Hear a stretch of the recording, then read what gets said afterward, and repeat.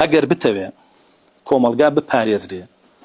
لە تاوان ئیلا ئەبێ حدودەکانی ئەڵڵا جێبەجێ بکرێتیان چونکە بەڕاستی بەس بە قسە خەڵک ناگەڕێتەوە لە تاوان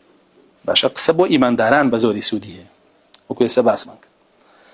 بەڵام بە حدود هەر هەموو مجتەمع ڕاوەستێنرێ يعني بجێبەجێکردنی حد شەرعیەکان هەموو کۆمەلگا ڕاوەستێنرێ چونکە لە سەردەمی رسول الله صلى الله عليه وسلم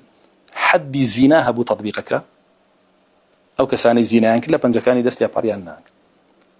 حدی دزی هەبوو ئەوانەی دزیان کرد نەگەشتووەتە 30 کەس بە دوور و نزیک لە مەدینەوە ئەگەر حدی دزی تەطبیق بکرا لە وڵاتەیە ئەو هەموو دزە ئەما خاوەنی ئەو هەموو سەروەت و سامانە بێ و ئاوا لە میلەتکە سەروەت و سامانیە میلەتە ئاوا هەمووی بە هەدەرە ڕۆی چەند کەسێ بیخوا دوای ئەو میلەتە تووشی زینا بن و تووشی داین پیسی بن و تووشی فەقیری بن و تووشی سوالکردن بن و تووشی ڕەشوە ببن و تووشی خیانەت ببن و تووشی هەموو شتێ بن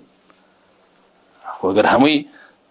سەروەت و سامانی وڵاتی بە عەدالەت بەسەرا تەوزیع کرایەوە نەدزرایە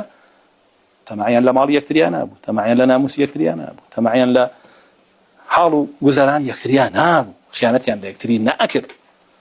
بەڵام لەبەرەوەی ئەو حەدانە تەطبیق ناکرێ هەموو شتێک چوو بکوژ ئەگەر بکوژرێتەوە هەموو کوشتنە زۆرە بێ تۆ سوور بزانی ئەم مناڵەتێکە بکوژێ کوژرێتەوە مناڵە وا پەروەردەکەی خەڵک بکوژێ 15 ساڵ چەقۆ با لە ملی خەڵک و لە دڵی خەڵک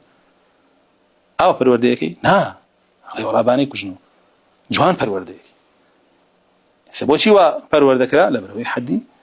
قاتیل نییە تەطبیق ناکرێ ناکوژرێتەوە بۆی هەر کەس هەڵەسەیە کوژێ ئەڵێ دوای یا سوڵحەکەم یا لە سژن نامێنمەوە یا ڕاکەم بۆ دەرەوەی وڵات بەڵام ئەگەر ئەم خیارانەی لە بەردەمانە بێ بڵێ ئەکوژرێمەوە ئیترێژ ناوێرێ بکوژێ بۆیە بەڕاستی حدودەکان کە پەک خراون تاوانەکان لە ژمارە نان يعني بڕۆ تەنانەت لە سەردەمی 30 ساڵی خەلیفەکانیشە ئەو قەتڵ و دزی و داوێن پیسی و شتانە نەبووە کە بڵێن بگاتە حەدێک کە بڵاو بێتەوە لە ناو خەڵکی بڵێن خەڵکی زۆر کردوێتی هەر لە پەنجەکانی دەستی پەڕی نەکردو بۆیە بەڕاستی الله جل جلاله كباسي حد قتل كافر ولكم في القصاص حياة يا أولو الألباب أجر عقل تانية لكشتنوي بكوجا جيان تان بوها كتشان بكوجا كوجنا ويتر بكوجنا كوجا حتى خلق ناكوجا ده صلاة كده بوش جيان يوم كسبار إزراء ولو برو بالله لتطبيق كردني حد زنا كارا دان باكي بلا بيت ولا ولاته لهي دزا دس باكي بلا بيت ولا ولاته لهي مشروب خورا يتلا وقتها مشروب خادم نعمل مسر خوش كما بيت ولا ولاته